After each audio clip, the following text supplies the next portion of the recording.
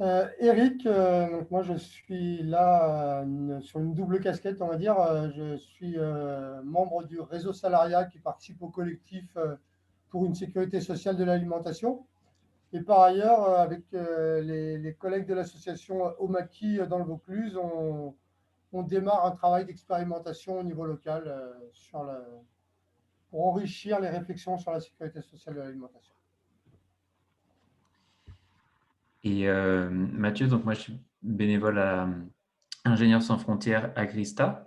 Je suis impliqué sur le projet de sécurité sociale de l'alimentation depuis le début au niveau national, à la fois dans le lancement du travail qui s'est fait et puis sur ce travail aussi autour des initiatives locales qui nous a beaucoup contactés et qui va être un petit peu la source, surtout de ce sur quoi on va insister aujourd'hui, des présentations sur la sécurité sociale de l'alimentation. On en a fait beaucoup et on ne va pas forcément rentrer dans les détails du projet, ce qui pourrait prendre beaucoup de temps. Et éventuellement, s'il y en a qui ont des questions, on prendra le temps par la suite de revenir ou de détailler certains points. Mais on va surtout se concentrer ce soir sur les sollicitations qui nous ont été faites dans le cadre des élections départementales et régionales qui viennent, où plusieurs personnes s'intéressent au projet de sécurité sociale de l'alimentation et souhaitent voir un peu qu'est-ce qu'il est possible. Et en fait,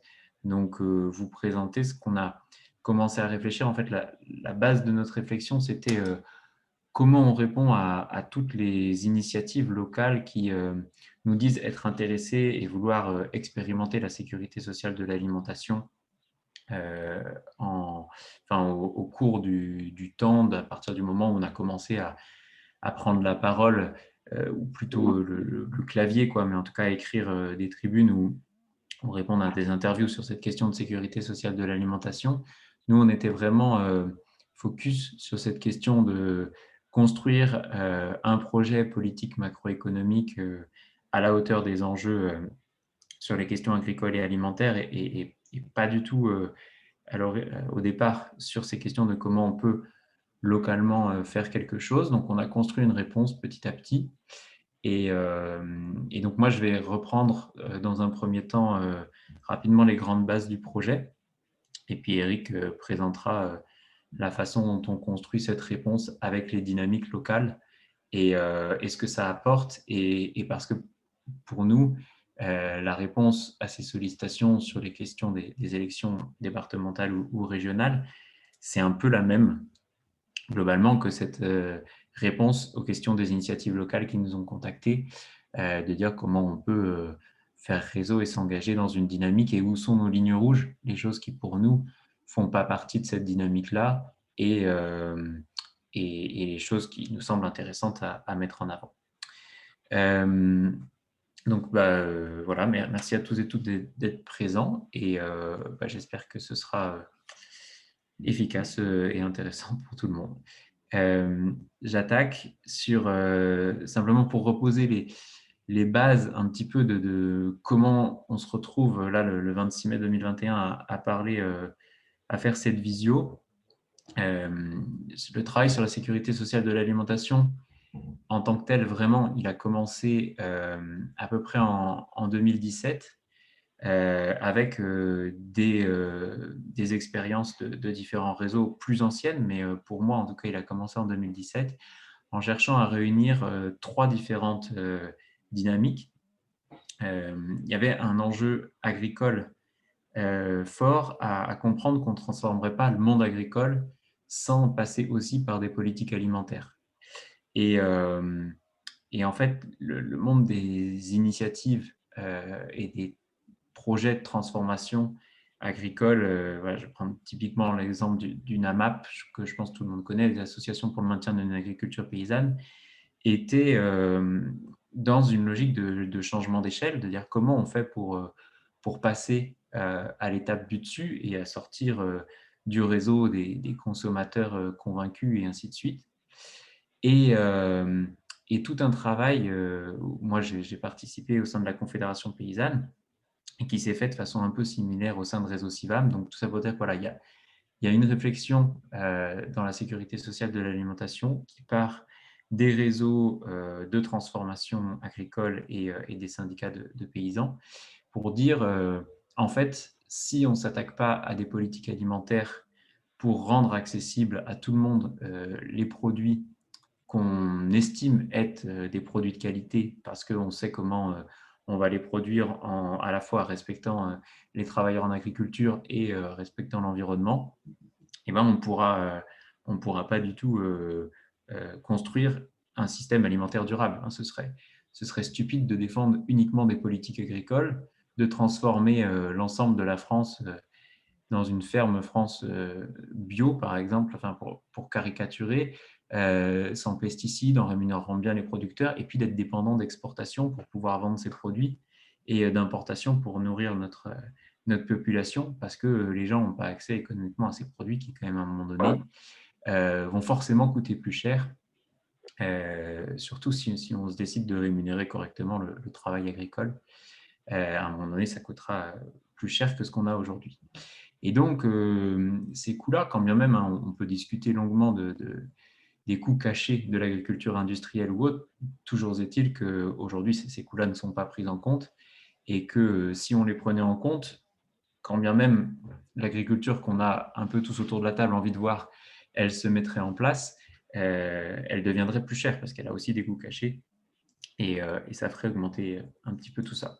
Donc, il y avait cette nécessité-là pour les réseaux agricoles, pour avoir une cohérence dans le discours, dans le projet politique global, de s'intéresser à des politiques alimentaires à la fois d'accès de tous et toutes à une alimentation de qualité, et en même temps, un travail qui était de dire il faut contrer la logique libérale qui a été beaucoup incarnée par Stéphane Le Foll. Alors, je le reprends parce que c'était lui qui était ministre de l'Agriculture à l'époque, mais c'est aussi finalement le premier à avoir vraiment, en tant que ministre, défendu l'agroécologie en France.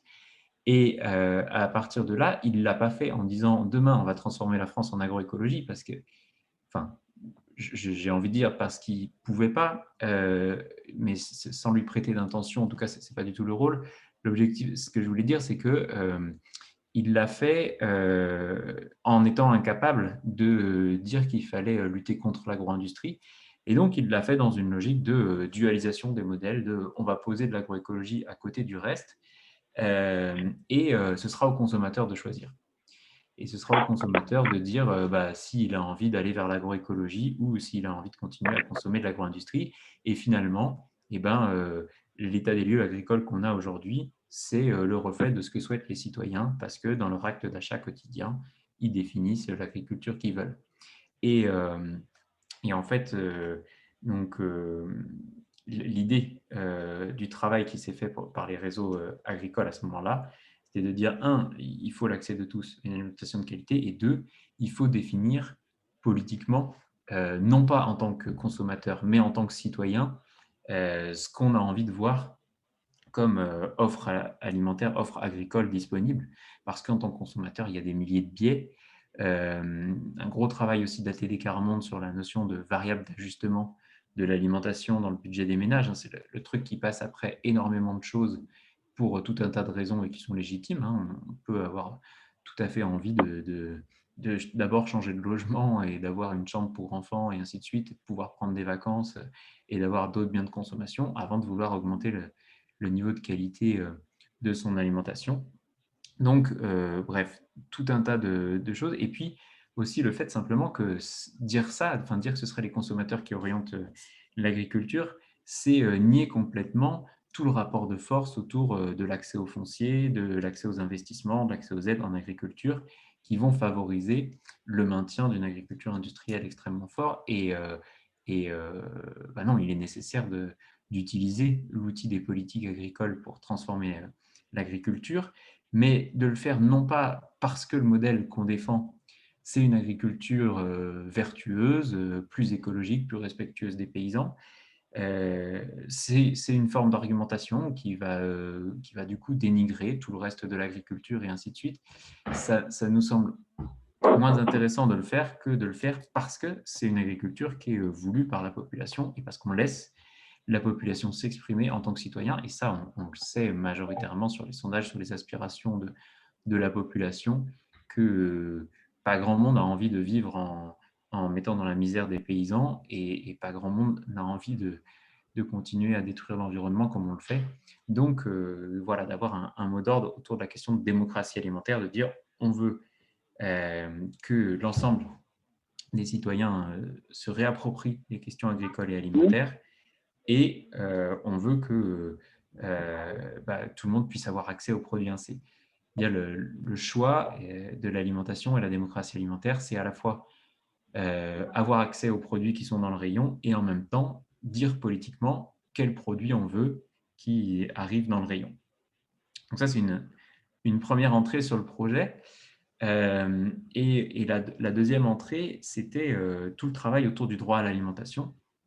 Alors, il y a plusieurs courants de recherche qui en parlent en France. On s'est beaucoup intéressé, travaille d'assez proche avec les travaux de Dominique Paturel et son équipe aussi, sur qu'est-ce que ça veut dire que d'appliquer le droit à l'alimentation et pourquoi se passer complètement de l'aide alimentaire aujourd'hui.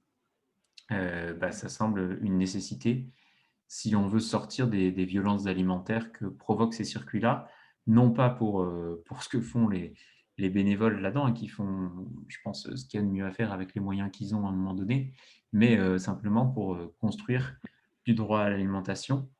Et en fait, en travaillant sur cette notion de droit à l'alimentation, on retombe aussi sur l'idée de se dire qu'il y a la nécessité de pouvoir avoir un accès économique à une alimentation qu'on choisit individuellement et d'être reconnu politiquement comme une personne capable de décider de son alimentation et donc de s'exprimer en tant que citoyen dans la société sur qu'est-ce qu'on veut qu'il soit produit par le système alimentaire et donc, encore une fois, de démocratiser les politiques agricoles.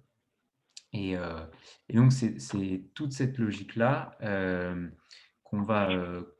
qui va venir s'agréger et le collectif pour une sécurité sociale de l'alimentation va se nourrir et avancer avec ces deux objectifs-là, à la fois de transformation du monde agricole et agroalimentaire. Il n'y a pas que l'agriculture à changer, même si c'est une des entrées qu'on a prises majoritairement et qui retranscrit dans les membres qui sont là. Et sur les questions donc de droit à l'alimentation, comment on peut faire pour transformer, mais en tout cas transformer radicalement, hein, pas améliorer à la marge, tout le travail sur l'aide alimentaire et d'envisager que, à la fois localement dans des expériences, mais surtout dans un projet politique global, comment on peut se dire qu'on applique le droit à l'alimentation et qu'on sort d'un droit à être nourri que propose l'aide alimentaire, qui ne correspond absolument pas à la définition du droit à l'alimentation, qui serait une alimentation qui convienne au moins aux cas de besoins, donc biologiques, sociaux, fonction de plaisir et besoins culturels de l'alimentation pour tout le monde, et donc de dire qu'en gros, tout le monde a pu choisir son alimentation. Et la troisième dynamique qui va être à la base du projet, c'est les travaux de réseau salariat. Donc, peut-être Eric prolongera un peu, mais en tout cas, de se dire que construire un mécanisme macroéconomique pour répondre à des enjeux posés comme ceci, ça a déjà été fait en France.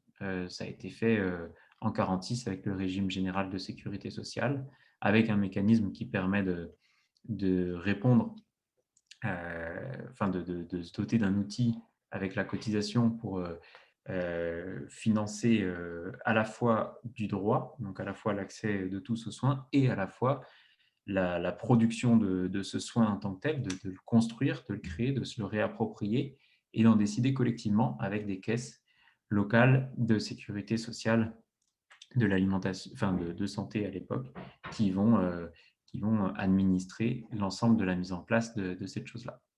Donc nous, aujourd'hui, on travaille avec un socle commun, que je pense que vous avez dû avoir sous les yeux à un moment donné, autour de ces trois piliers, donc de ces constats partagés, et puis de ces trois piliers d'un mécanisme universel, hein, de surtout pas faire une politique pour les pauvres, de la cotisation pour envisager le financement en prenant sur la valeur ajoutée et en essayant d'émanciper le plus possible d'une récupération de l'État, ce système-là était vraiment dans une logique de construire un fonctionnement démocratique et sur la mise en place de caisses locales de sécurité sociale de l'alimentation, organisées entre elles également au niveau national pour mettre en place ces questions.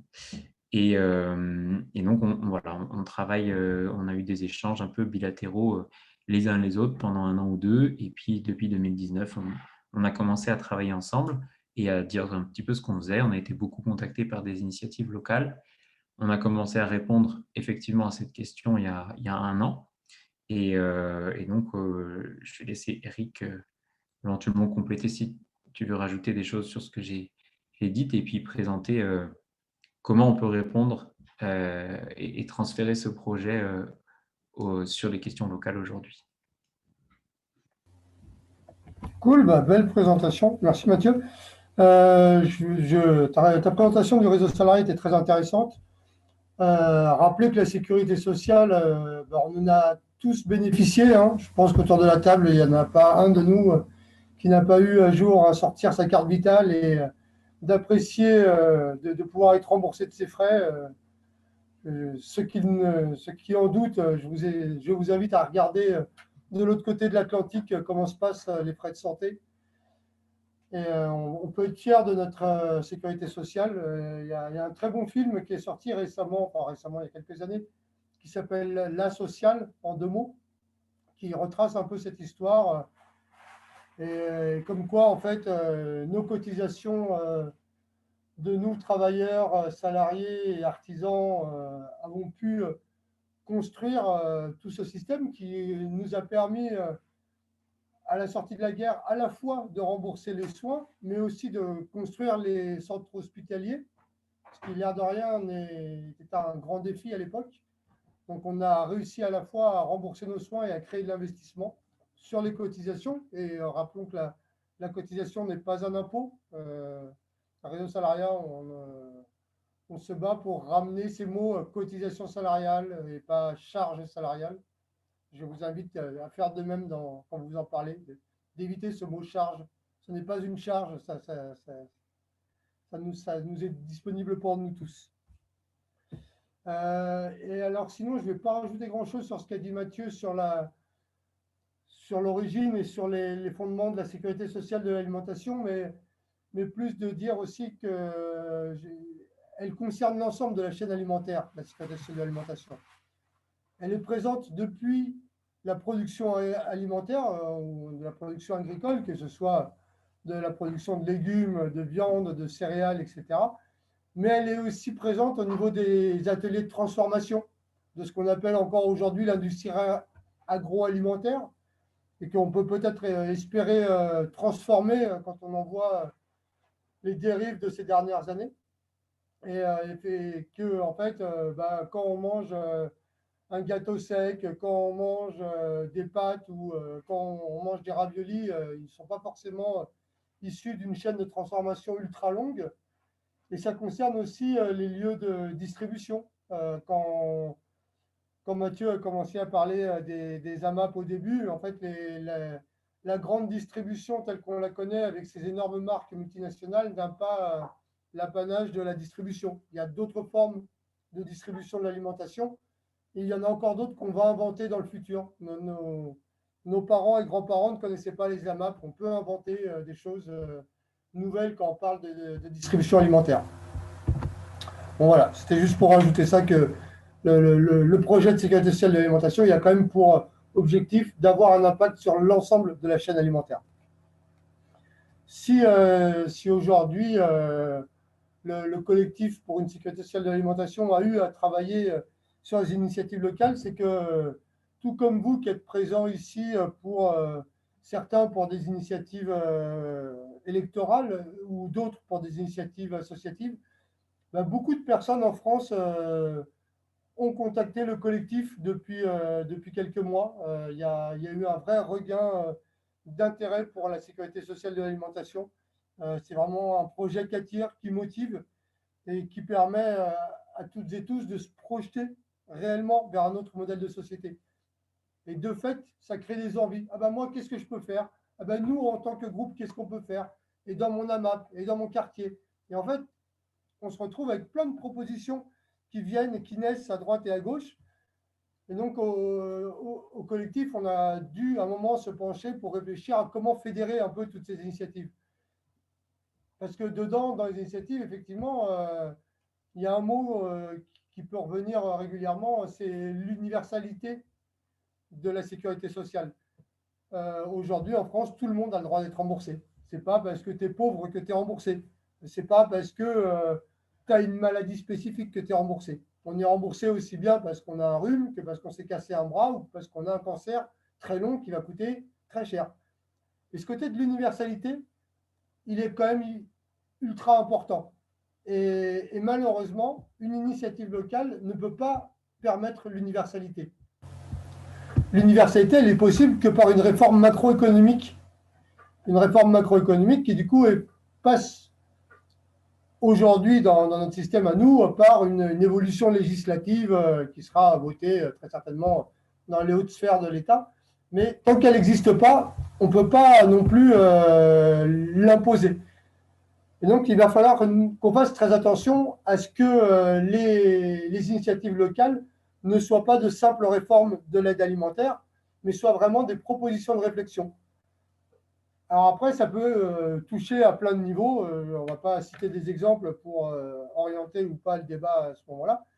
Mais c'est que l'idée, c'est que tout ça, ça va permettre, en tout cas, moi, comme je le vois au collectif, ça va nous permettre d'enrichir nos discussions. Ça va nous permettre de créer encore plus et d'aller un peu plus loin dans ce qu'on est vraiment. Et de vraiment se fédérer pour devenir une force sociale, pour pouvoir créer un rapport de force face à l'agroalimentaire, face aux décideurs, pour que potentiellement un jour, on puisse faire voter une loi qui mette en place une nouvelle branche au régime général de la sécurité sociale.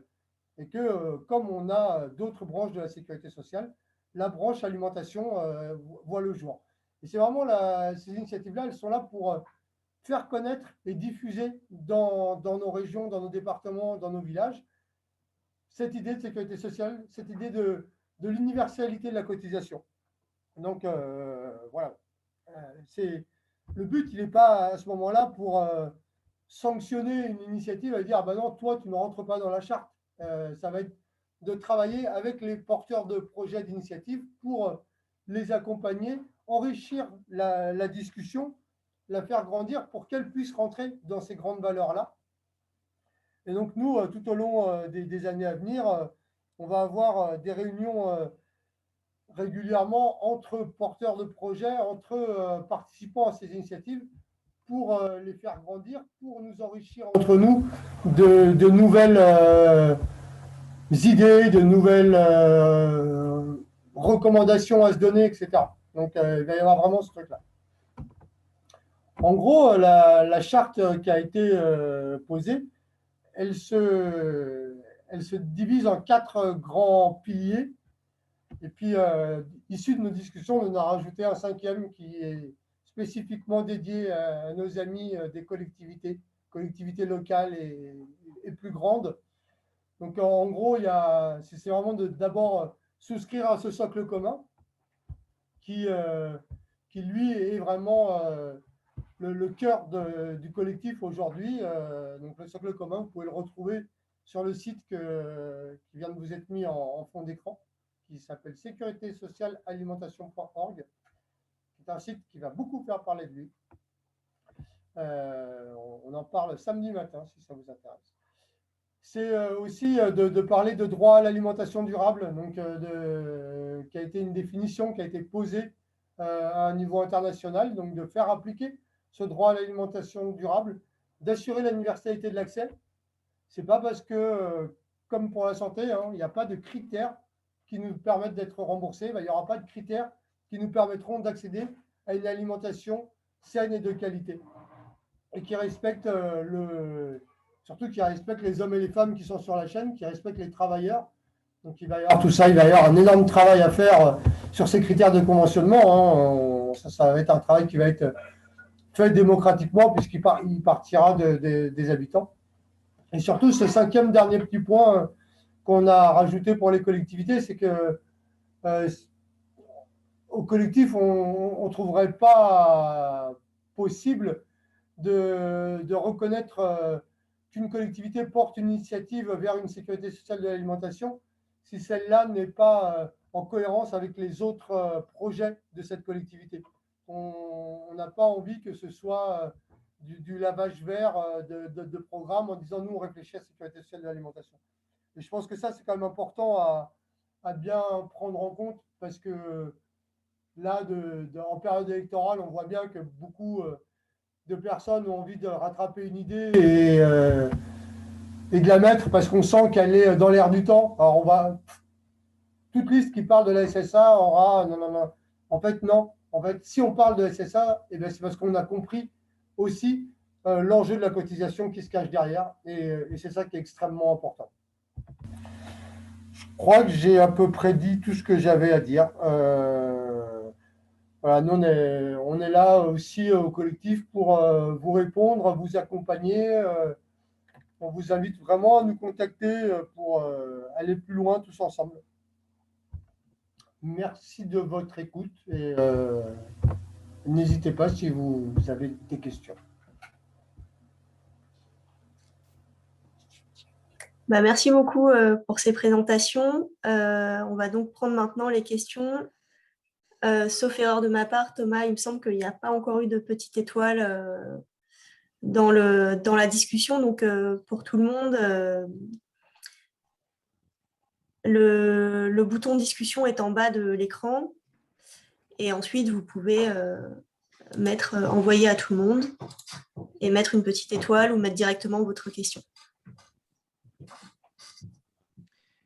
En attendant la première question, simplement de préciser qu'on a été contacté ces derniers temps aussi par des députés ou par des partis politiques pour voir comment on pouvait mettre en place une sécurité sociale de l'alimentation.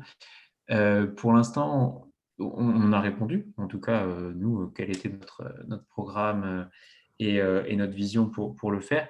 Mais l'objectif, en tout cas là où on met nos forces, c'est vraiment dans la construction d'une éducation populaire forte sur ces questions. Et c'est là où on voit un intérêt aussi dans la logique d'une campagne électorale au niveau départemental et régional pour les personnes qui voudront porter ou qui portent déjà cette idée, c'est que ça participe à faire diffuser dans la société une envie commune vers plus de démocratie alimentaire, à la fois sur qu'est-ce que ça veut dire faire démocratie sur un secteur économique donné et comment on peut s'organiser, et puis construire du droit par un mécanisme universel et ainsi de suite, bref, les piliers. Voilà, et donc on trouve ça assez chouette. On est content d'avoir ce temps-là aussi aujourd'hui par rapport à ces enjeux-là qui sont pour nous primordiaux. Ce sera très difficile de mettre en place une sécurité sociale de l'alimentation uniquement parce que des personnes prennent le pouvoir entre guillemets d'en haut et veulent le faire, vu qu'on se base sur une logique d'appropriation citoyenne de ces questions. Ça reste notre priorité dans les temps qui viennent, sur du long terme.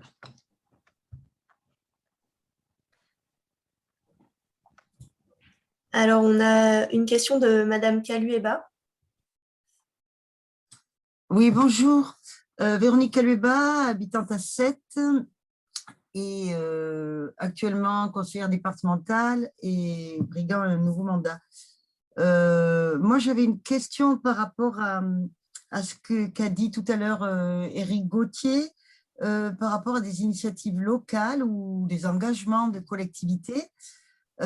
Puisque c'est un dispositif qui, pour son universalité, doit être basé sur une forme de cotisation partagée, comme la sécurité sociale, où tout le monde cotise, comment on peut le décliner en termes local, à un engagement, par exemple, au niveau d'un département?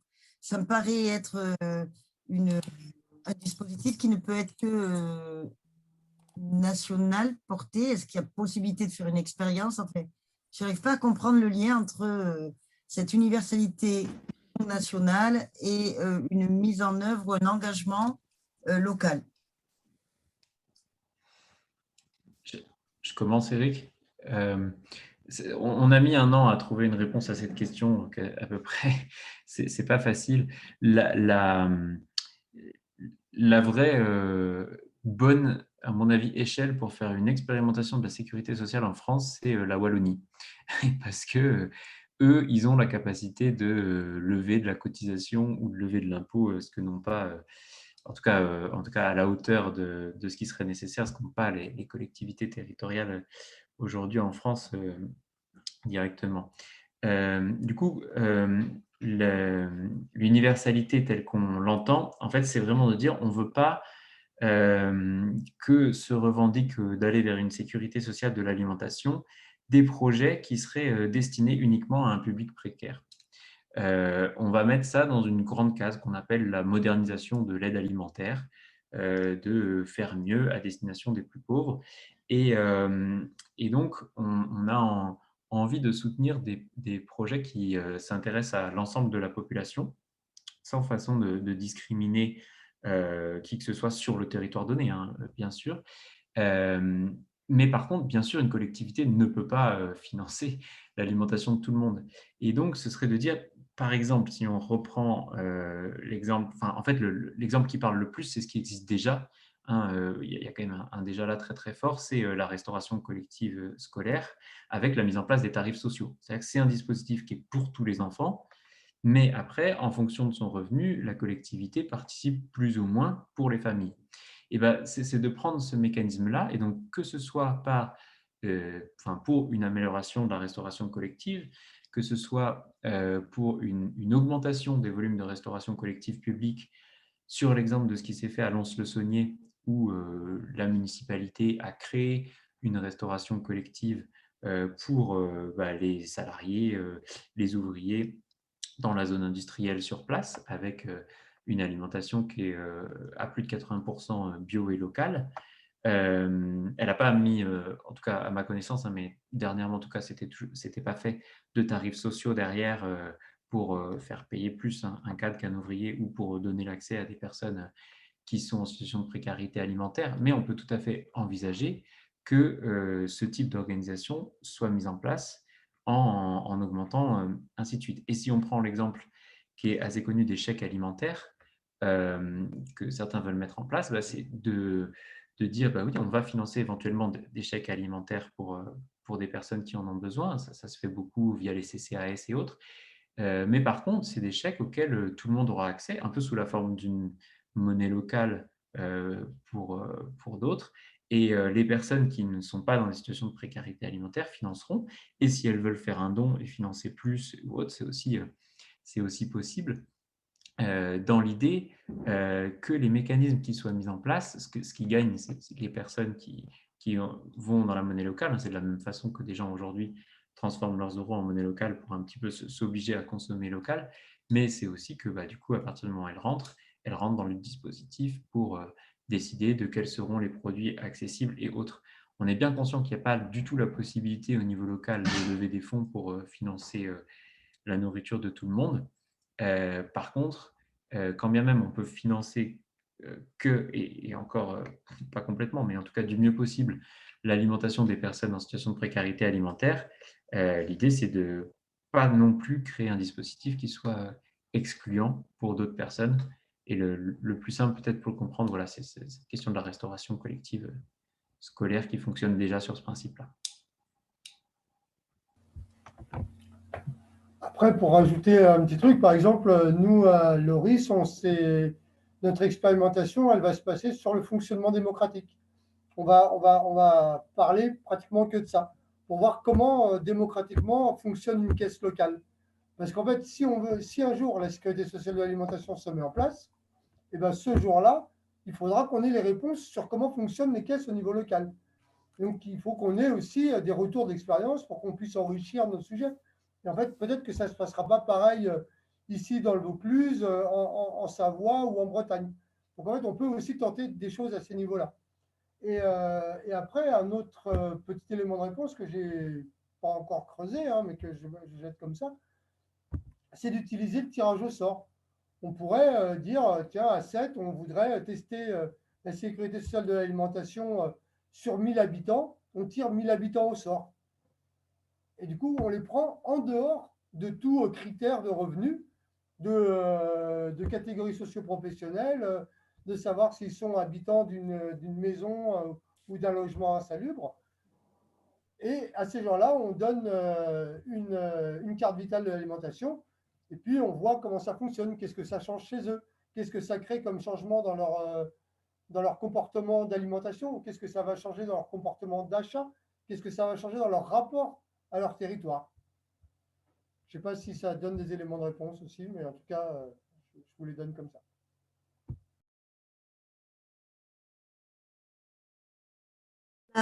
Plusieurs questions et qui ont déjà été un petit peu abordées là dans vos réponses, Eric et Mathieu, mais sur des précisions sur des expériences en termes de démocratie alimentaire sur les territoires et des exemples en fait d'expérimentation. Ok. Alors, pour vous renvoyer une fois de plus sur le site internet, on essaye d'être un petit peu à jour, en tout cas d'utiliser cet outil-là qu'on vient de lancer pour pouvoir diffuser ces informations et ce qui se fait de chouette. On peut parler de quelques expériences. Par exemple, donc, en Brocéliande, l'épicerie solidaire Elf, ce qu'ils font, c'est que ils font un peu le tour des producteurs locaux et puis ils organisent une épicerie entre guillemets sociale et solidaire. C'est beaucoup des travailleurs sociaux qui ont monté ça à la base, mais tout est à prix libre à l'intérieur et ils ont une base d'adhérents et de militants autour de ça. Et lorsque, si jamais à la fin de la semaine, ils ne rentrent pas dans les clous, il y a un appel à dons qui va être fait pour contenir. Ils sont aussi un petit peu subventionnés par les pouvoirs publics pour faire ça. Et on est sur une forme de... il y a un travail avec les producteurs assez intéressant pour voir quels sont les types de produits. Et puis, une logique de sortir complètement de la discrimination de l'aide alimentaire. C'est, donc, je disais, beaucoup des travailleurs sociaux qui avaient mis ça en place assez en rupture avec la violence que c'était de devoir contrôler un peu tout le monde. On peut parler aussi de l'exemple du Cabas des Champs à Brest, où là, on a donc un centre social qui a mis en place un marché et donc un marché de producteurs, en tout cas un dépôt de produits et de paniers de producteurs localement avec les habitants. C'est financé en partie par les producteurs qui font très peu de marge sur les produits et par le bénévolat des habitants qui s'occupent de réceptionner les produits et de les distribuer, et ainsi de suite. Donc, d'un point de vue gain de temps pour les producteurs, c'est assez intéressant. Et ça a été aussi financé par la CAF pendant le confinement. La caisse d'allocation familiale a pris en charge une partie des paniers pour toute une partie des habitants. Et après, la discussion sur quels sont les produits qui sont là, elle appartient vraiment à l'animateur du centre social du quartier d'animer avec les habitants les différents types de produits qui peuvent être mis en place, quel producteur, pourquoi celui-ci, pourquoi pas celui-là, et ainsi de suite. Ah oui, mais celui-là, on le connaît, et celui-là, non, et voilà. Et après, sur une expérience un peu plus classique, dont on en a beaucoup aujourd'hui, dans l'arrière-pays de l'Aude, on a un travail qui s'est mis en place on est entre le panier et le groupement d'achat local, avec donc une solidarité un peu ville et campagne, c'est-à-dire qu'on a des choses qui s'organisent dans les villes et qui permettent de créer un petit peu des économies d'échelle, en tout cas que ça vaille le coup pour les producteurs de se déplacer pour livrer. À côté de ça, des gens qui s'occupent de récupérer les produits et de les emmener à la campagne, là où ce serait pas du tout intéressant pour qui que ce soit d'emmener chacun de ces produits. Et sur ces commandes et sur ces paniers, on a un accord avec le Secours catholique qui va financer ces produits et ces paniers et donc permettre à des personnes en situation de précarité, permettre à la fois donc, aux personnes isolées géographiquement d'avoir accès plus facilement à un choix de produits locaux intéressants et en même temps aux personnes qui sont en situation de précarité d'avoir accès à ce dispositif aussi et d'être partie prenante. Et là, sur cette logique-là, un peu entre guillemets du panier suspendu, on a beaucoup d'exemples, que ce soit l'université, par exemple, de Lorient ou la ville de Lorient qui va financer des paniers de légumes locaux produits par les jardins de Cocagne. Là, c'est en lien avec les jardins de Cocagne, pour les personnes les plus précaires, donc soit les étudiants, soit les familles de la ville. Et on a ce type d'expérience qui se voit aussi sur des initiatives uniquement citoyennes, avec les paniers marseillais, par exemple, où là, c'est un travail avec le Secours populaire pour que ceux-ci viennent financer une partie de paniers pour les publics précaires et permettent aussi aux personnes qui sont dans le dispositif de faire des dons, d'accéder à la défiscalisation des dons pour démultiplier les bénéfices de ces paniers-là. Je viens de voir que Marie-Dric aussi nous a Peut-être pour faire suite à cette réponse, on a une question de Karine Fischer. Que pensez-vous de la notion de chèque alimentaire fléché?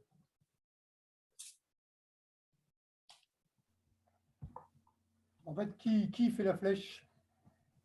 C'est un peu ça ma question. En fait, ça lie je lis ça à ce que vous venez de dire. Pardon, Karine Fischer, donc je suis du Loiret, France Insoumise et candidate aux élections régionales.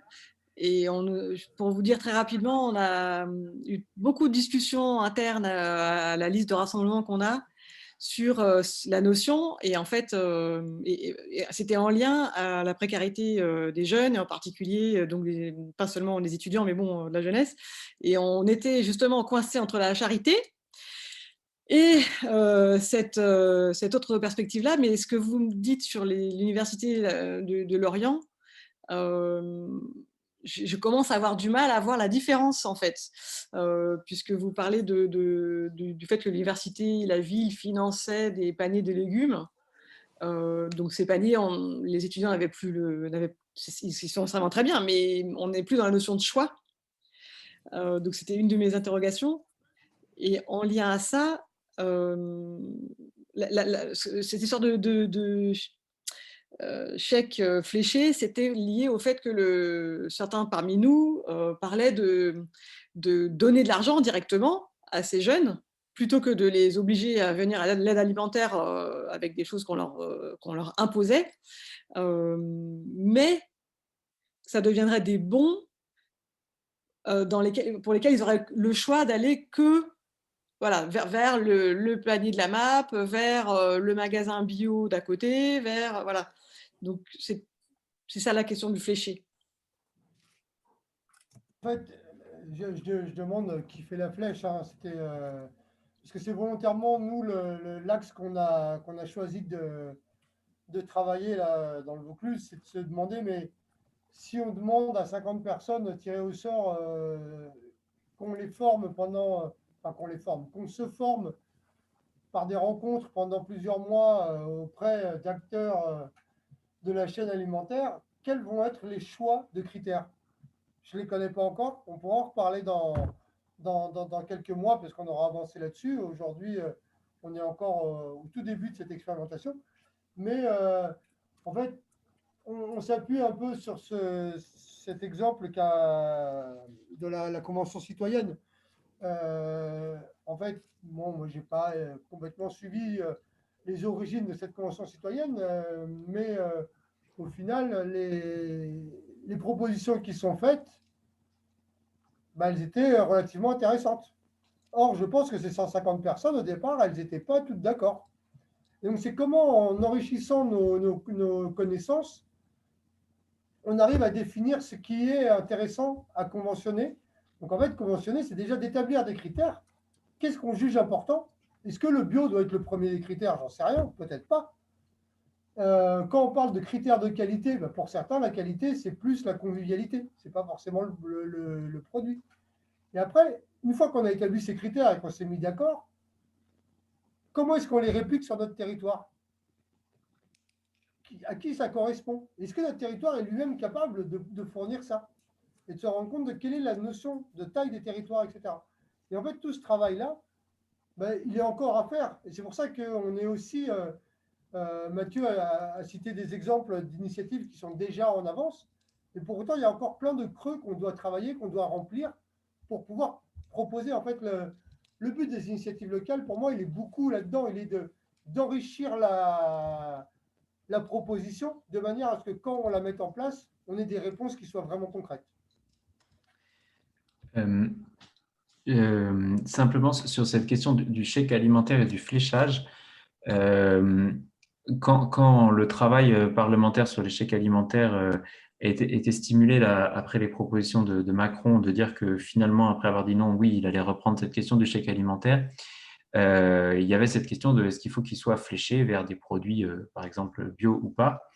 Et en tout cas, nous, notre ligne rouge, c'était de dire on refuse que ce soit fléché si c'est pour un public spécifique. C'est-à-dire, on refuse de faire reposer sur le dos des pauvres la transition alimentaire, quoi. Si on doit donner des chèques alimentaires parce que les gens n'ont pas les moyens de se nourrir, on donne des chèques alimentaires.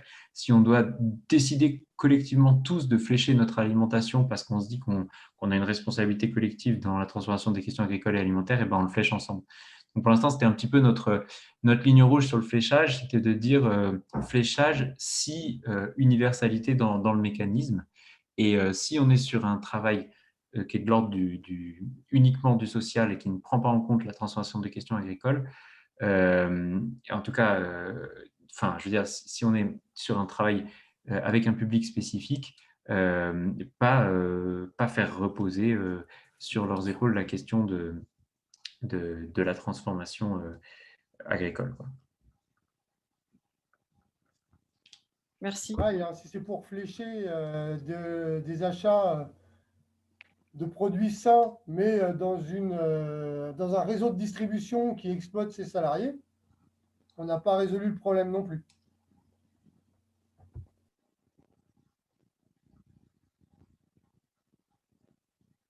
Une question de Samantha Kalizov. En tant que candidate, inquiétude à propos de l'attitude à avoir vis-à-vis de la SSA, qui est a priori actuellement menée en tant qu'expérimentation, et donc une inquiétude au niveau de ne pas brusquer l'expérimentation en tant que candidate. Et comment le mettre dans un projet politique tout en conservant cette dimension expérimentale d'un point de vue des groupes de réflexion. Voilà. Je ne sais pas si j'ai été bien clair. On peut hésiter à reformuler si c'est bien ça.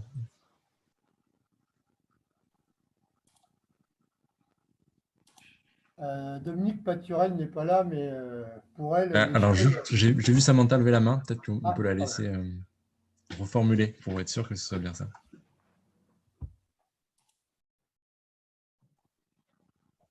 Oui, c'est ça. Parce que, en fait, par rapport aux échanges précédents, juste aux échanges précédents, je vais compléter un petit peu. C'est, en fait, pour moi, que je sois candidate ou pas, ça changerait. Donc, je suis candidate au départemental, je suis dans le Vaucluse et je travaille avec Eric et bonjour Lionel.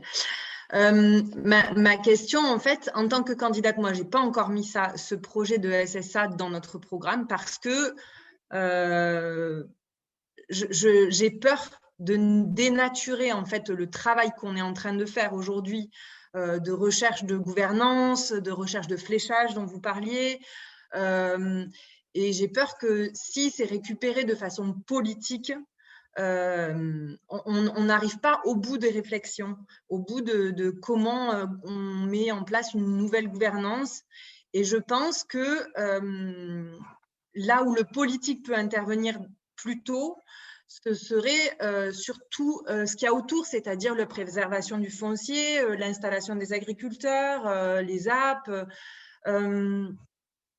et plus que sur la SSA pour le moment, mais c'est une question.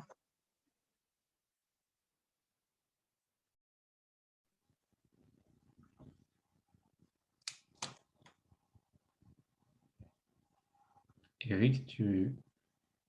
Bon, moi, je suis assez d'accord avec ce que vient de dire Samantha, hein, c'est clair.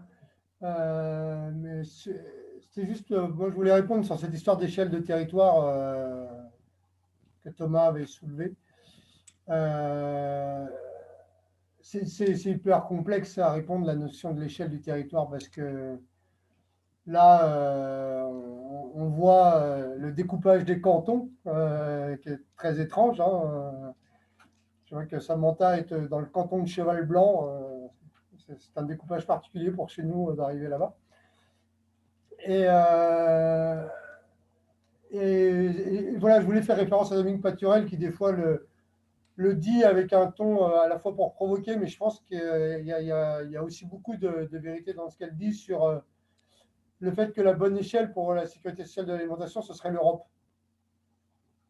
Parce qu'en fait, à un moment donné, il y a des échanges alimentaires qui se passent qu'on ne peut pas nier. En fait, il y a des productions qui se passent dans le sud de l'Italie ou dans le nord de la Norvège qui ne sont pas possibles dans l'autre sens. Et que les échanges alimentaires, eh ben, ils sont aussi nécessaires. Et de se dire, bon, bah, ma bonne échelle à moi, c'est mon canton, c'est mon département, c'est ma région, c'est la France. En fait, aujourd'hui, on n'a pas la réponse à ça, mais il ne faut pas oublier qu'on a des échanges internationaux, donc de voir peut-être dans quelle mesure nous, on arrive à se repositionner là-dedans.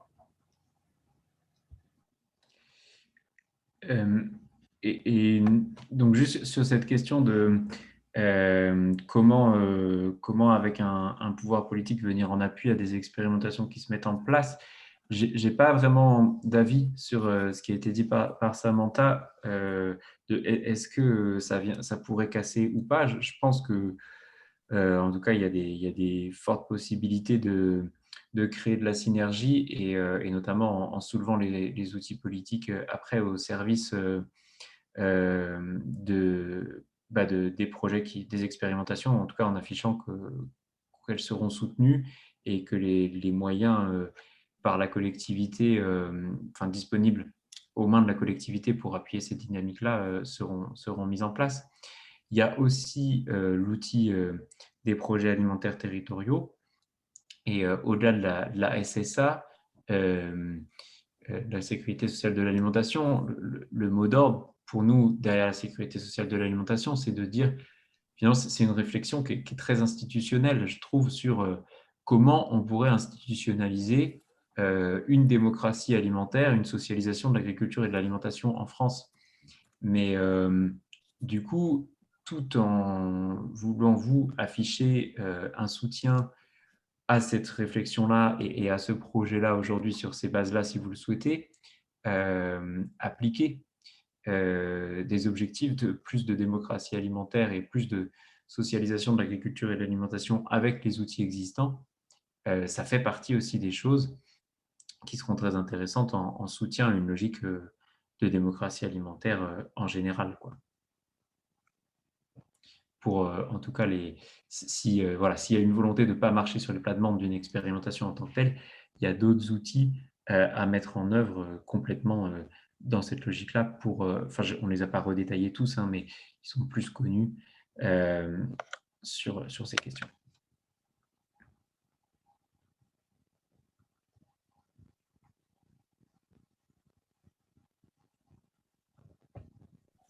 Et une question de Jeanne Printemps, et qui peut aussi permettre de répondre à la question de Lionel Martin sur le passage des initiatives locales à un niveau national et dans quelle mesure, pour faire lien avec la question de Lionel Martin, dans quelle mesure on garde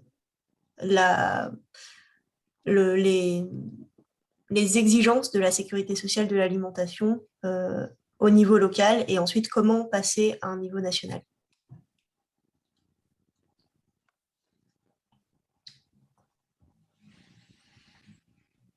Si je peux parler, est-ce que je peux parler? Bien. Oui. On vous écoute. Alors, voilà, moi, Printemps, c'est pas mon nom, hein. C'est le printemps isérois, parce qu'en Isère, vous le savez peut-être, hein, il y a eu… Ok, désolée. Voilà, donc c'est vrai que j'ai mis printemps isérois, peut-être que ça parle pas à tout le monde, hein, mais bon. Et du coup, toutes les forces de gauche, écolo, etc. Bon. La SSA, on avait déjà parlé aux élections municipales, puisque je m'étais présentée aussi ici localement à Saint-Marcelin, où j'habite. Et là, on en a reparlé au départemental et on a mis, nous, comme proposition sur notre canton de porter l'idée d'expérimenter, enfin d'en parler déjà. Parce que même si on n'a pas vocation, on ne maîtrise pas tout, c'est complexe, hein, mais si on ne porte pas l'idée, si on n'en parle pas, je ne sais pas, parce que là, il y a des réseaux, mais ça me semble, c'est des réseaux avec beaucoup de gens impliqués, mais comment le faire passer à un niveau politique plus fort, plus haut, je pense. Il faut en parler. Que la sécurité sociale et l'alimentation, ça pourrait être la 6e branche de la Sécu.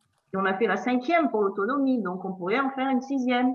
Et tout cet argent qui est dépensé quand même dans l'aide alimentaire, indirectement ou même au niveau de l'Europe, avec les fonds européens, pour écouler des… Bon, je suis aussi bénévole au Resto du Cœur, hein, donc c'est vrai que ça perturbe de distribuer certaines choses, hein, et de voir aussi que de l'argent est sûrement gaspillé. Donc, on fait des dons aussi, il y a des plans de crédit d'impôt particuliers aux entreprises. Il y a beaucoup d'argent qui est mis déjà là, dans l'aide alimentaire pour les démunis, mais il n'y a pas que les démunis qui doivent bénéficier de tout ça, quoi. Voilà. La question, voilà, comment passer d'initiatives locales, il faut soutenir aussi l'agriculture, puis respecter les gens et le travail des agriculteurs et des salariés, et comment passer à un niveau et à une échelle plus grande. Alors, j'ai acheté le bouquin, voilà, de Dominique Paturel, voilà. Il y avait un excellent télérama, enfin, je trouvais bien, sur la pauvreté. C'est pas parce que ça parlait de la pauvreté, mais parce que ça donnait ses ouvertures et du coup, ça donne des pistes. Et ça, pour moi, c'est des sujets qui restent un peu trop, pas sous le manteau, mais un petit peu, bon, on en parle bien sûr, hein, la Confédération paysanne, tout ça, mais tous là, vous êtes, mais il faudrait beaucoup plus en parler et que les partis portent ça, je pense. Tous les partis, les syndicats s'approprient ce combat à mener. Pour moi, c'est un combat à mener pour tout le monde. Voilà ce que je voulais dire. Merci. Simplement, sur cette question, c'est assez difficile d'avoir la bonne réponse et de savoir comment ça va fonctionner. Toujours est-il que je redis un petit peu ce qu'on a dit tout à l'heure, c'est que ça ne peut pas, à notre avis, s'émanciper d'une force politique qui revendique plus de démocratie et qui peut, à un moment donné, faire une bascule. Pour pouvoir la mettre en place, organisée à échelle nationale, et donc très certainement aujourd'hui que les partis sont incontournables pour pouvoir la créer, l'alimenter et la nourrir. Mais à l'heure où on en est aujourd'hui, nous, en tant que collectif qui avons lancé cette question dans le débat public et souhaitons continuer à l'alimenter et à nous nourrir et à inviter toutes les personnes qui veulent nous rejoindre, bien sûr aussi, à travailler avec nous, on pense que l'élément indispensable à la fois qui est nécessaire pour créer cette transformation au niveau national et qui est indispensable pour la pertinence du projet et sa réalisation par la suite, c'est de tabler sur une démultiplication du travail au niveau local sur ces enjeux.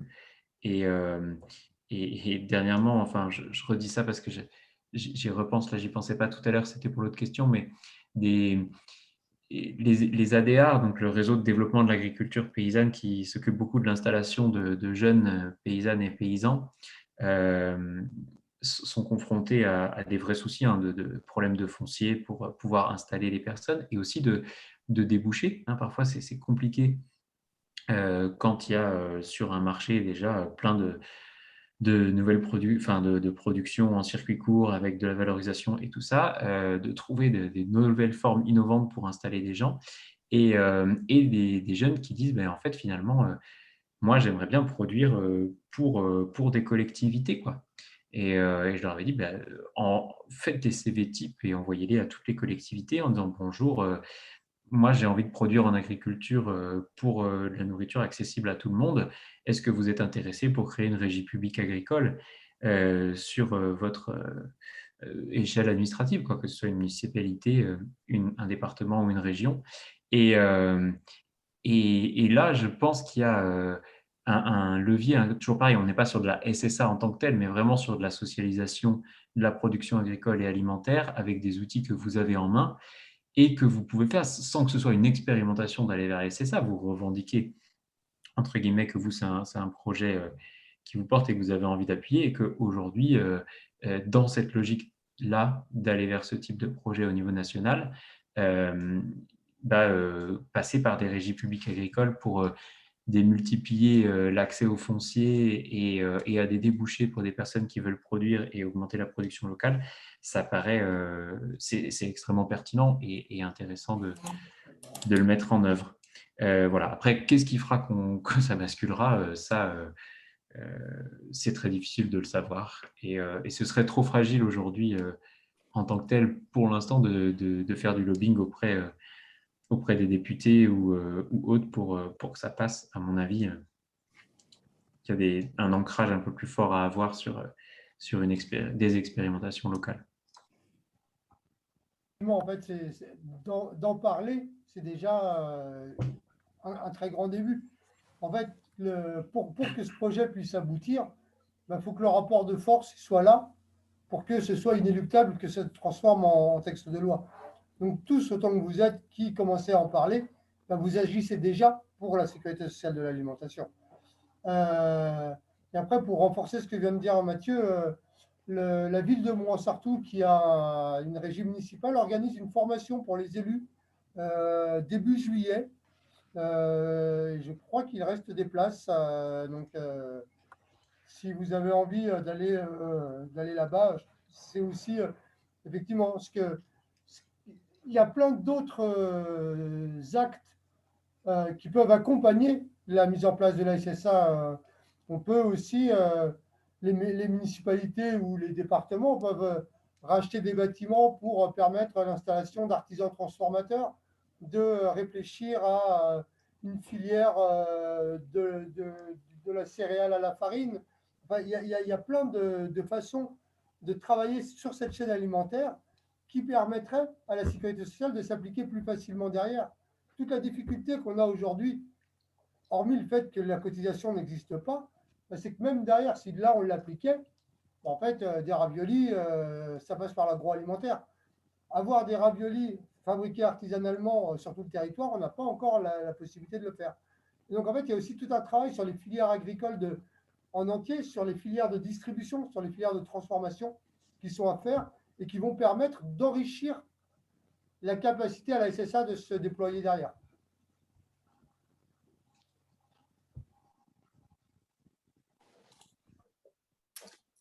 On a une autre question de Laura, mais je ne sais pas si on n'y a pas déjà répondu. Du coup, Laura, si vous voulez poser votre question.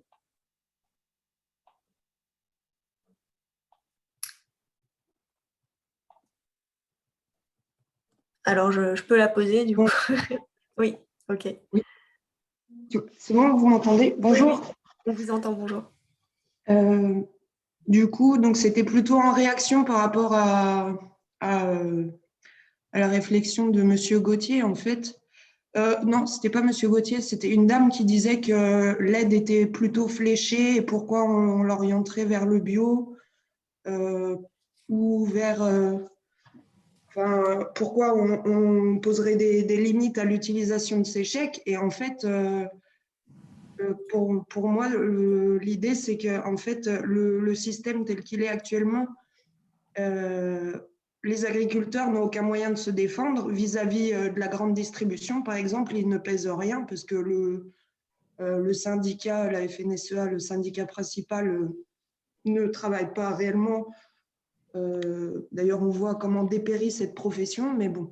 Et donc, en fait, l'idée, c'est vraiment de soutenir un acte fort de l'État, en fait, pour soutenir réellement les paysans, ne pas les laisser crever, quoi, parce qu'en fait, indirectement, ces chèques-là, ils pourraient permettre d'augmenter la demande de produits, d'augmenter les revenus indirectement aussi, puisque la demande augmenterait. Donc, ça encouragerait les gens à s'investir davantage dans ce secteur d'activité.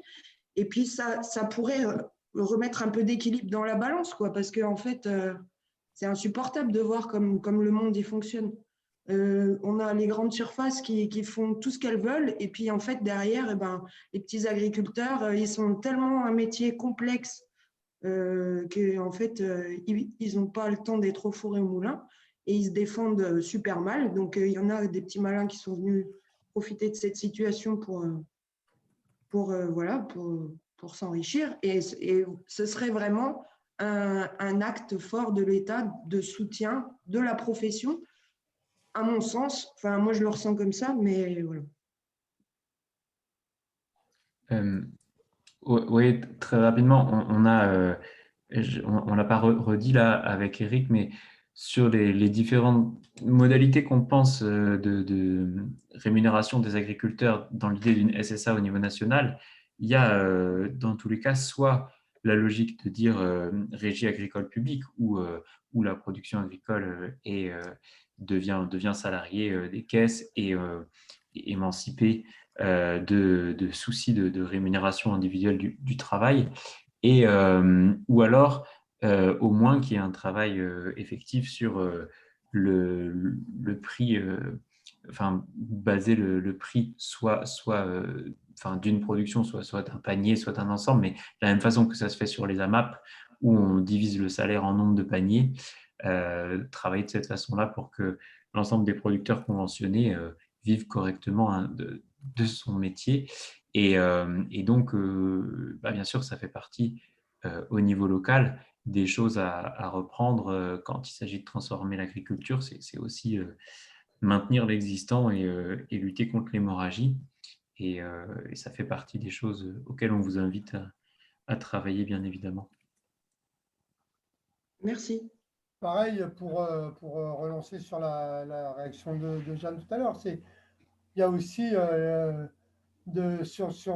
pour le diffuser, d'aller vers les syndicats de l'agroalimentaire, d'aller vers les syndicats de la grande distribution, qui sont aussi des acteurs qui peuvent être des alliés dans ce travail-là.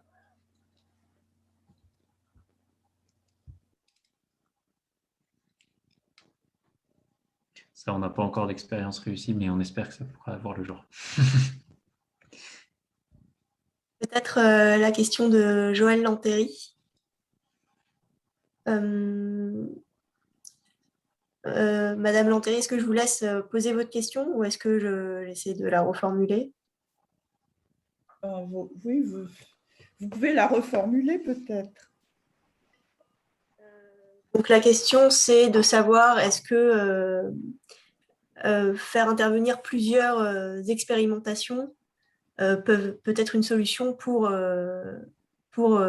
une sécurité sociale de l'alimentation.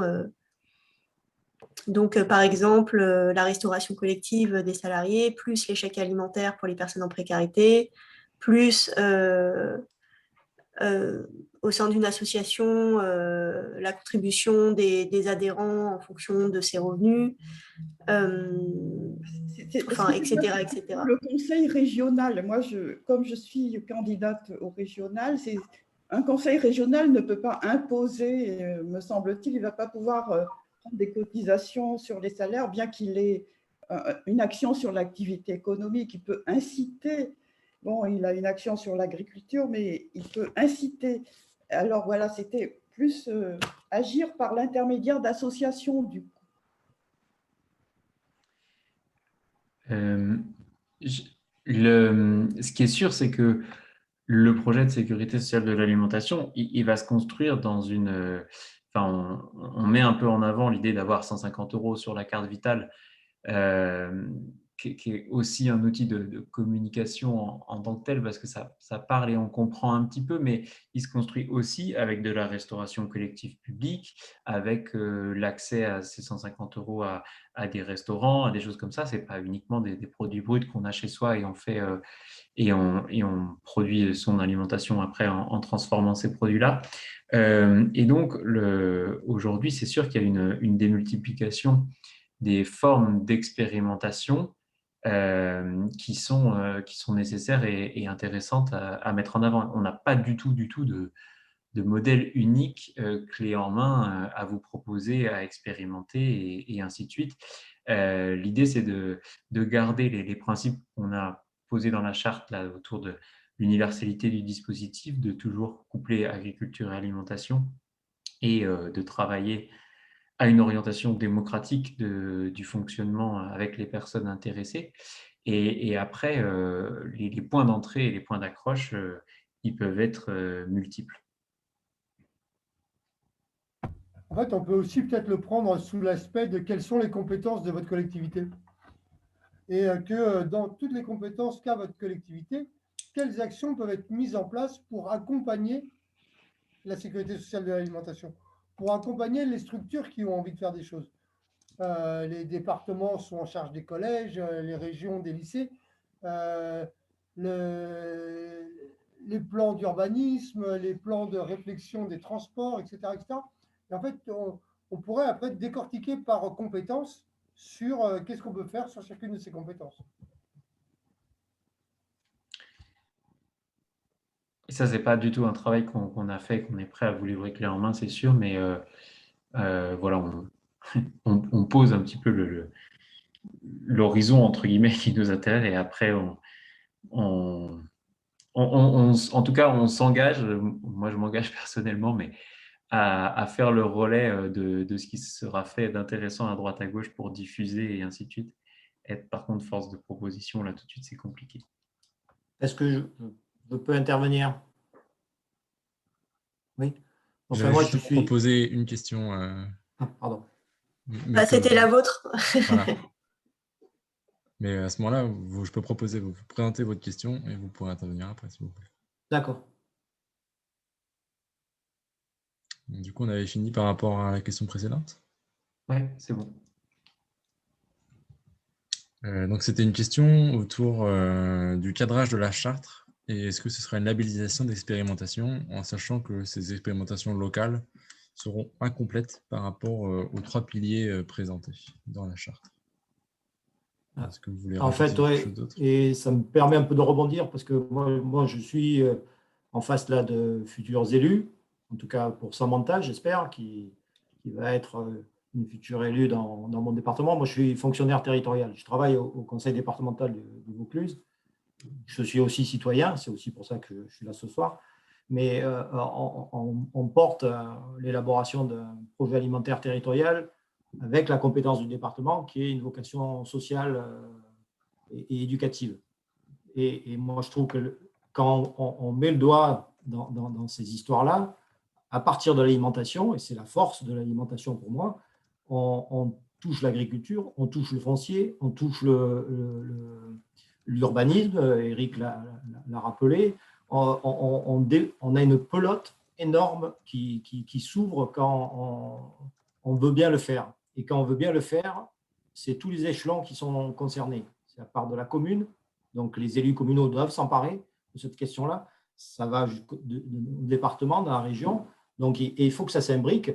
Et moi, j'ai bien aimé le cadrage que fait la charte là, des initiatives locales, parce que tout ça, il faut le faire avec l'objectif de l'universalité qui ne va pas être possible à une échelle locale. Mais par contre, les briques, on peut les mettre en place et il faut que les élus s'en emparent, quoi. Enfin, là, c'est le fonctionnaire qui parle et qui espère bien qu'on va avoir arrivé des élus qui vont s'intéresser à cette question alimentaire parce qu'elle elle est magique quand on s'en empare. Et pour moi, c'est un levier pour arriver à une transition de l'agriculture qui avance, mais qui avance doucement. Et avec cette idée de sécurité sociale de l'alimentation, on va faire une économie pour les branches santé. Et il y a la notion de démocratie qui va permettre peut-être de remettre un peu de démocratie dans la sécurité sociale normale. Je ne sais pas où ça en est le système, mais on parlait là de critériser les achats alimentaires dans le cadre de la sécurité sociale alimentaire. Mais est-ce qu'on les critérise aussi sur la santé, où on a des remboursements qui sont plutôt orientés moins vers la prévention que vers le curatif. Donc, il y a tous ces débats qui pourraient être aussi mis sur la table. Donc, ça va pousser les autres branches à redéfinir, si on le monte bien avec de la démocratie, de savoir qu'est-ce qu'on veut comme système de santé, mais qu'est-ce qu'on veut comme système alimentaire. Pardon, j'ai été un peu long, mais donc, donc, il faut foncer dans les expérimentations locales. J'espère que nous, on va continuer à le faire, moi en tant que fonctionnaire et en tant que citoyen, mais avec les maquisards du maquis et la commune où est Samantha, à Cadenet. Mais est-ce que, si on continue, justement, comment se raccrocher avec cette charte? Est-ce qu'on la signe? Comment ça se passe? Est-ce que je vais proposer à mes élus, tiens, puisque vous êtes d'accord pour réfléchir, vous avez mis ça sur vos programmes, on va travailler sur la sécurité sociale de l'alimentation. Il y a une charte, on se met dans ce cadre-là et on avance ensemble. Quelle est l'articulation avec la charte, avec ces initiatives locales? Alors, ça donnerait envie de répondre sur plein d'aspects parce que ça ouvre beaucoup de débats et ce que vous avez dit, hein, mais bien sûr qu'on s'engage dans ce projet-là pour aussi défendre le régime général de sécurité sociale et le transformer sur la question de la sécurité sociale de santé vers plus de prévention et surtout plus de démocratie dans les critères de conventionnement. C'est un projet global et la sécurité sociale de l'alimentation ne répond pas en tant que telle à la question de la précarité, mais elle s'inscrit dans une logique où on va aussi dire qu'il faut une sécurité sociale du logement, des transports, peut-être de l'habillement, des choses, enfin tous les, en tout cas droits essentiels et fondamentaux, qu'on puisse les discuter à la fois en termes d'accès individuel et de choix collectifs démocratiques. Donc ça s'inscrit dans cette logique-là, hein, plus large.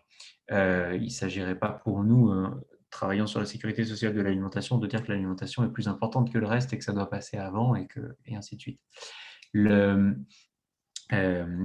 Pour arriver sur la question précisément de la charte, ça a un petit peu cette vocation de labellisation.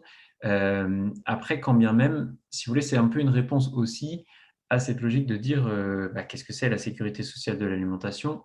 Nous, en tant que collectif de différentes organisations avec un historique de travail sur ces questions et un historique de travail en commun, on a un projet et une vision sur ces questions et d'autres personnes s'emparent de cette terminologie-là et en font autre chose. On n'est pas en mesure de les attaquer et on n'a pas forcément envie. Je pense que l'objectif, c'est plutôt d'être le plus puissant possible tous ensemble pour ridiculiser des gens qui voudraient parler de sécurité sociale de l'alimentation pour 3 fois rien, quoi, et des choses en creux. Et donc, l'idée de cette charte, c'est d'être fort ensemble, c'est de se reconnaître les uns les autres qui veulent avancer.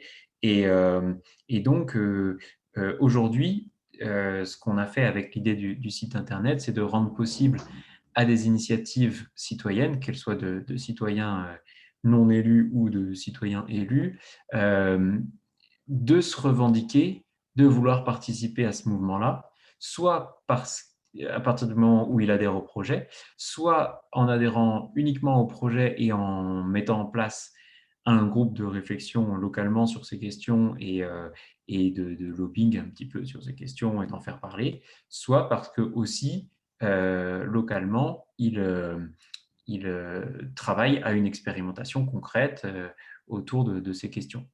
Et donc, ça a vocation à ça.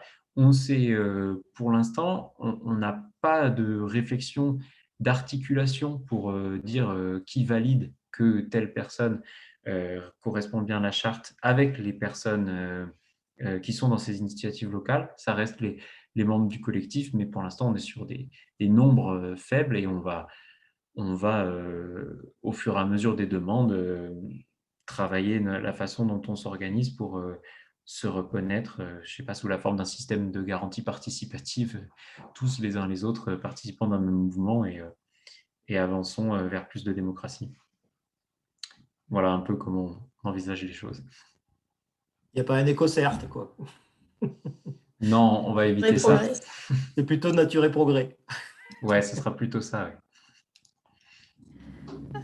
On a une question plus sur le financement de ces 150 € par mois de la part de Seb de la Confédération paysanne du 74 sur un transfert directement de la PAC pour financer la sécurité sociale de l'alimentation. Alors là, du coup, on est sur une question qui est directement sur le projet. Ça revient tout de suite, hein, cette question de la PAC, ça revient très souvent. Il y a globalement, la PAC en France, c'est 10 milliards d'euros, mais l'ensemble de la politique agricole publique, c'est 23 milliards d'euros. Et comme elle vient souvent en cofinancement de la PAC, la PAC, ce n'est pas que 10 milliards, c'est 10 milliards qui viennent de l'Europe, mais on va dire qu'on ne parle pas de la PAC et qu'on parle de l'ensemble de la politique agricole française donc, et européenne de 23 milliards d'euros. Le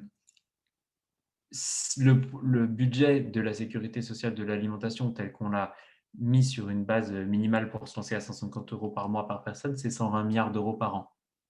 Donc, quand il s'agit d'aller chercher 120 milliards d'euros, hein, le budget de l'ensemble de la sécurité sociale, c'est 750 milliards d'euros, donc c'est 1/6 de ce budget-là. Ce n'est pas du tout des sommes qui sont inaccessibles à aller chercher avec des mécanismes de cotisation.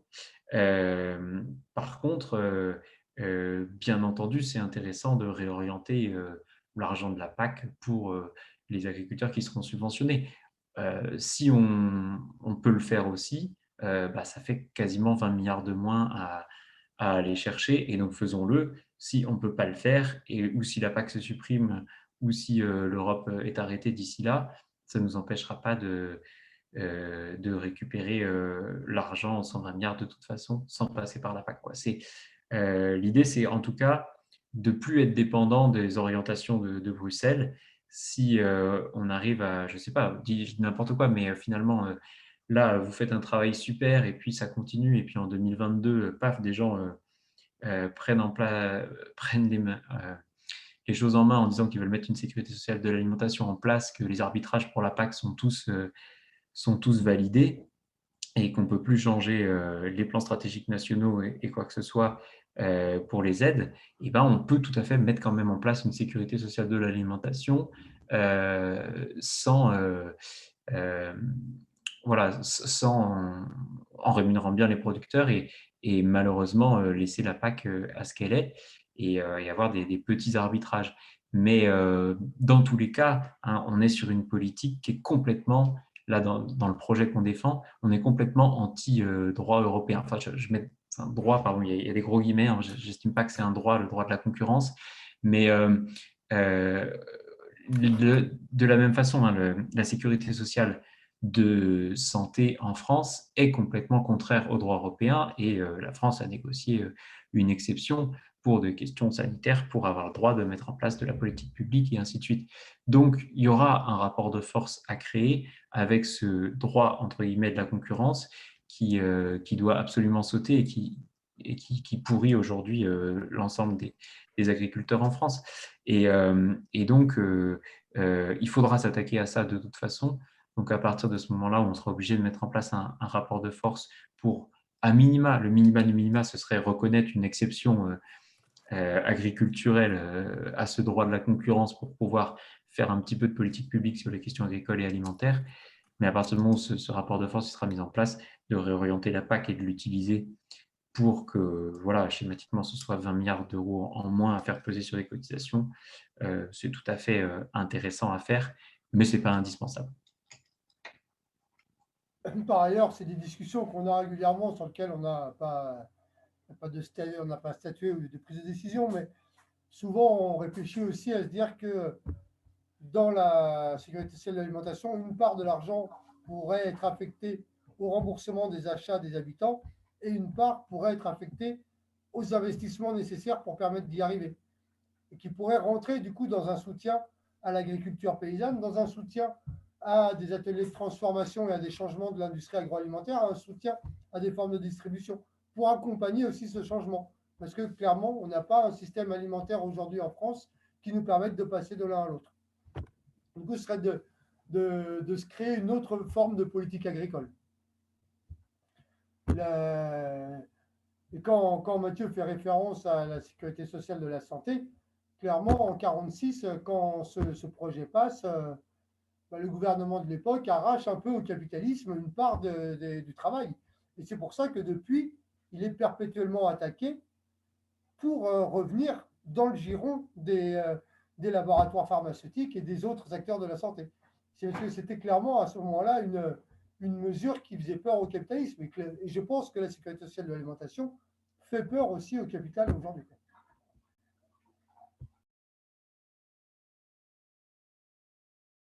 Et d'ailleurs, tu parles de PAC, mais potentiellement, l'autre jour, on était en train de se dire avec ma compagne que si on prend la SSA installée 15 ou 20 ans après, peut-être que la sécurité sociale de la santé aura moins de dépenses aussi. Parce que moins d'autres maladies, moins d'autres formes de trucs. Les agences de l'environnement auront peut-être moins de dépenses aussi. En fait, après, il va y avoir aussi des corrélaires qui vont venir s'ajouter à tout ça.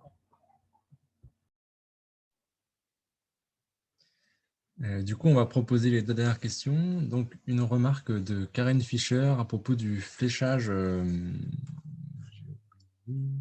Ouais, en fait, je voulais juste, je suis désolée, je reviens un peu en arrière, mais c'était une réaction à ce qu'avait dit Laura, je crois.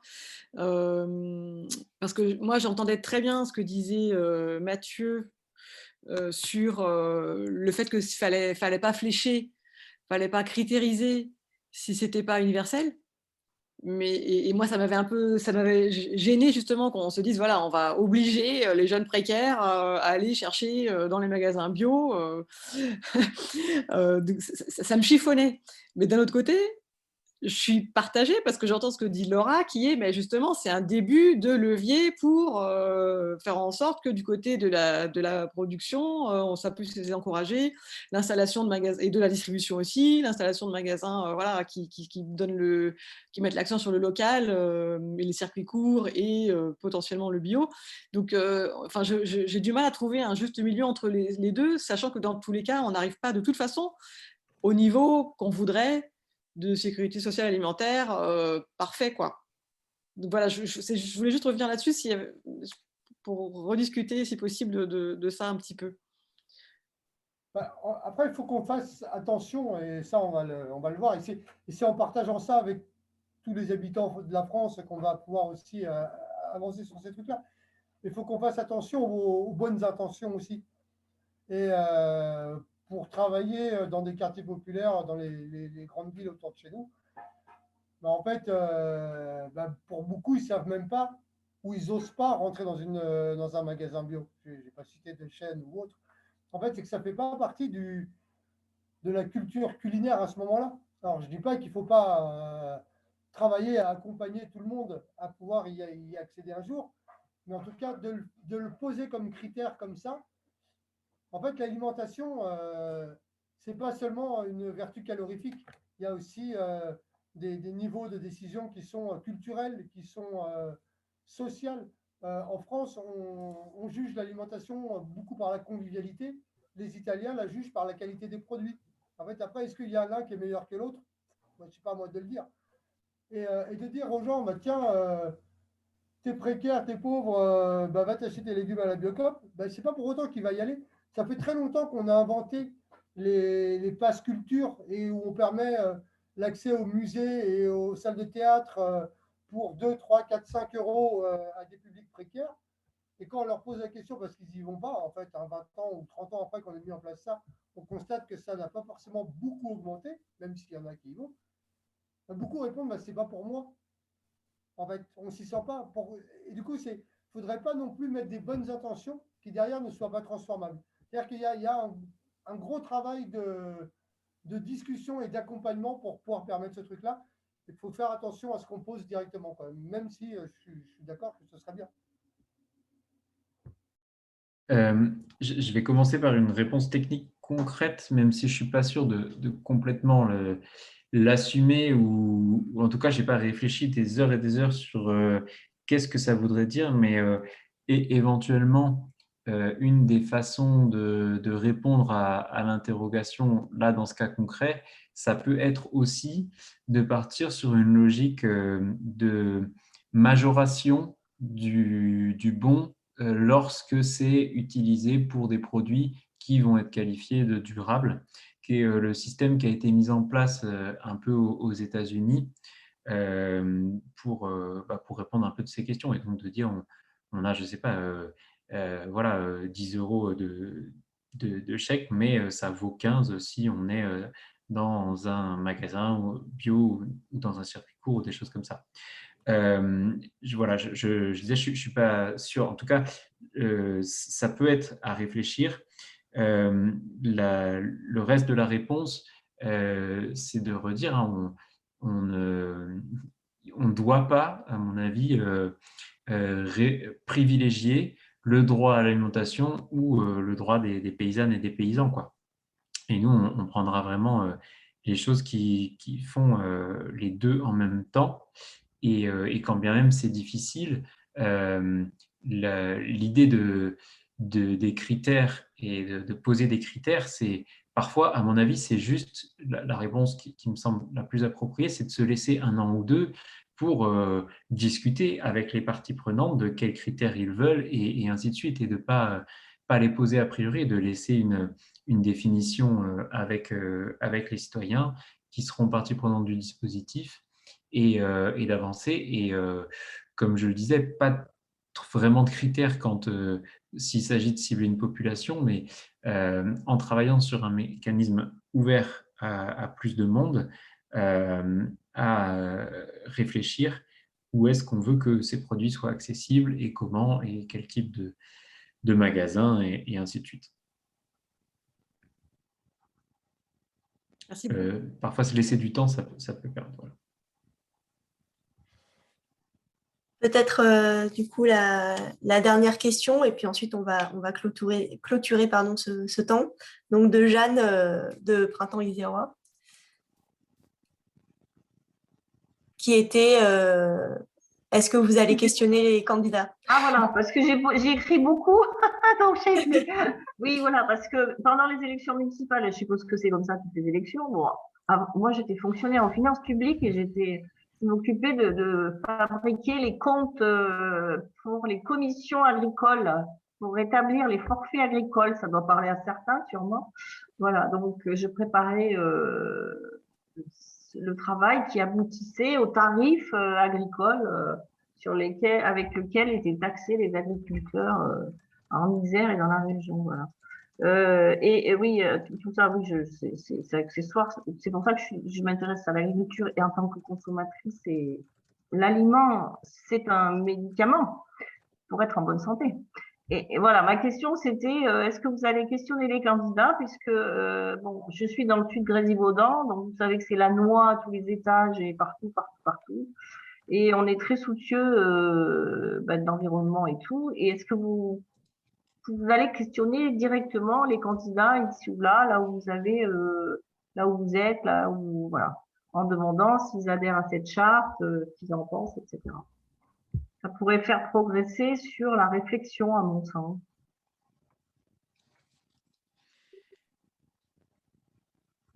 À voir si on a les forces pour faire ça, hein, mais oui, il y a beaucoup de choses qui peuvent être intéressantes.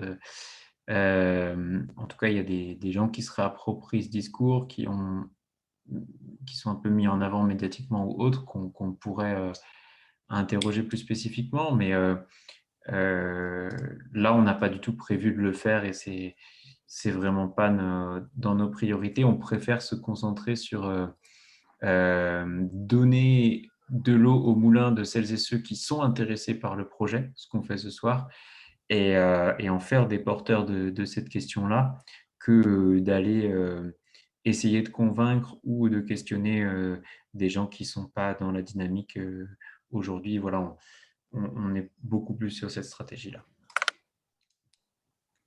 Je pense aussi qu'on est quand même dans un temps long. En fait, à un moment donné, comme dit Mathieu, je ne sais pas quelle force on aura à mettre là-dedans, mais des candidats, il y en a des centaines. Est-ce qu'on est légitime pour poser la question?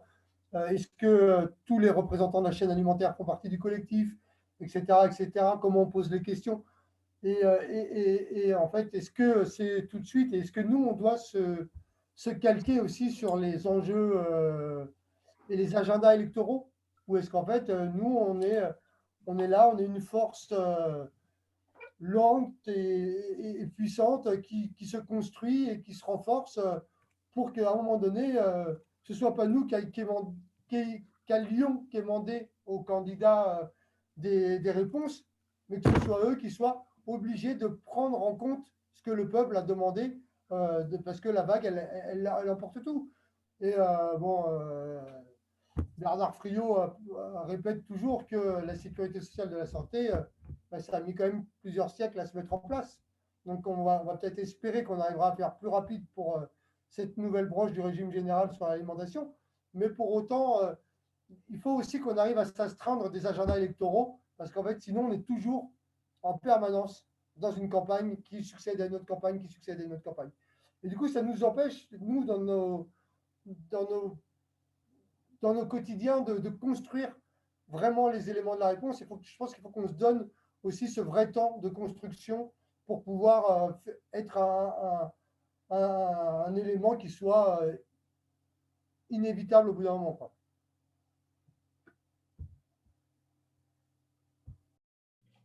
Et merci pour ce dernier mot, du coup, Eric. Je pense qu'on va clôturer cette rencontre. Il n'y a plus d'autres questions et puis, de toutes les manières, on a un petit peu dépassé l'heure.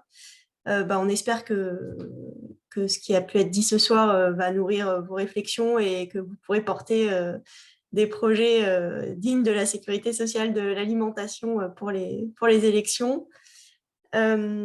L'enregistrement sera sur le site de la sécurité sociale de l'alimentation. Donc, il y a le lien qui est passé. Je vais vous le remettre sur le chat. Et voilà. Donc, vous pourrez retourner voir ce qui a été dit si vous avez besoin de revenir sur certains points qui ont été abordés. Merci à tous d'avoir été là et bonne soirée, bon appétit.